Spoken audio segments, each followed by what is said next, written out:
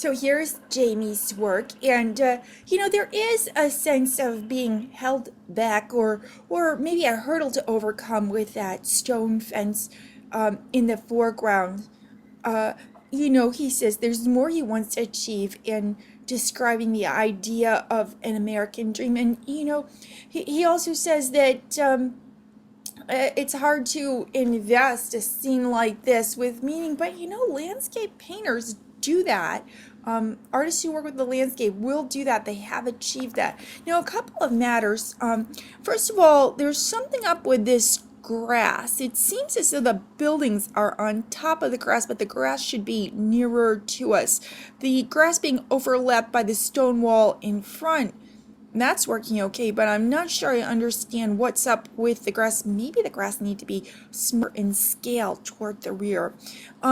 Also, the gaps, the openings in the stone wall seem like something other than stone. And I mentioned that earlier also. In that place where we see the top of this stone wall sort of changing direction, actually that shape should be a trapezoid in the opposite direction. So it's nice to see Nicholas' colored version. Of course, this is a canal, a waterway, and originally I had taken it for a road. One thing that I noted in a draft review was the matter of the texture. While this texture is brick-like, when it's applied uniformly across the entire scene that's meant to be seen in perspective, it has the effect of flattening things out. In her very detailed artist statement, Kelly gives us a rundown of all she went through in the creation of her final project, and it's quite amazing. She's really explored a whole host of things, and she reminds us that she was new to the software at the beginning of the course.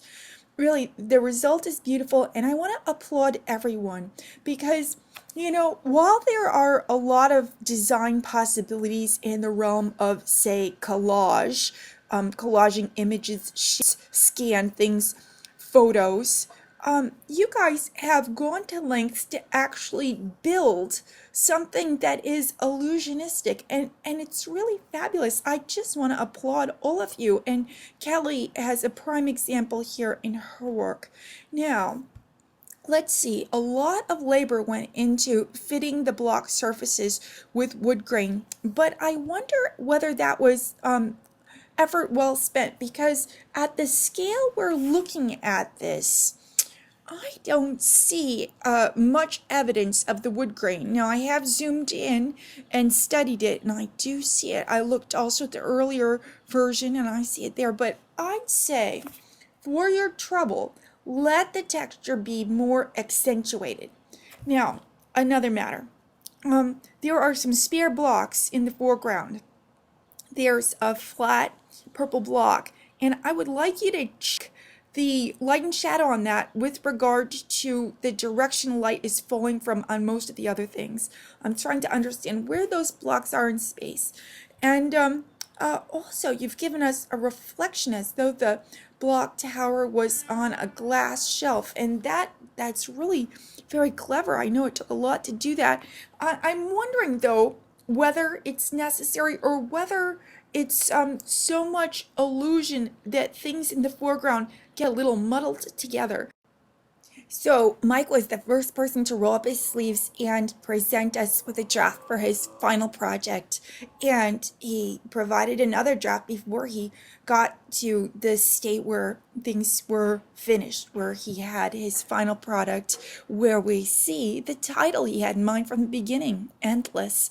Each time he presented a draft, I threw some ideas his way, and I like to see what he did. He has used notions that were provided by classmates and myself to come up with something that is quite strong and pretty unusual. I keep imagining what it'd be like to be in that space and which way gravity might pull me. Here is Zane's work, and like Kelly, and according to instruction, he outlined the aspects of the software that he was using for the creation of this final project. He talked about the pencil tool, the gradient tool, and the color picker as things that he put to use. I was talking to Christina about the possibility of putting a small scale object in the distance to emphasize distance, and why Zane has done that here. I see that he's repeated the tree going back in space, diminishing the size of the tree as things move toward that illusionistic distance. One thing that I'd like to see is a change in value between the flat surface of the water and the vertical surface where there seems to be a waterfall. Well, looking at Christina's work, wow, has this come a long way from her thumbnails? I believe she had one more version, but did not post the correct file. She said that she changed the peace sign to a blue, for instance, in the basket that the weavers are making. She talks a little bit about different methods she used with the software, for instance, texturizing. However, her emphasis in her statement and her proposal earlier on was on the content, the idea of the peace baskets from Rwanda. And I think it's fascinating to observe how having a theme or using content can really drive your work. Here, looking at Paul's work, we see a couple of possibilities from the final project discussion. And the earlier draft is quite nice. It actually feels a little like a Candyland because there are so many bright colors. But the quality of the abstract is lost a little with the naturalistic color choices for the weeping birch tree in the foreground, the blue water and the green grass. And I'm really a big fan of his final solution. I think that there's a chance for an otherworldly or just an other, the feeling of other, strangeness, newness, invented landscape when the colors are not what we expect in nature. There are a couple of things that I see here that I've already mentioned could be improved upon, but on the whole, it's really a lovely piece. Well, Paul also gave us an explanation of the tools he used in his software, but I don't think there is a more in-depth discussion of that than what we see in Debbie's artist statement. And she couples a discussion of the tools and processes used with her interest in achieving an informal balance.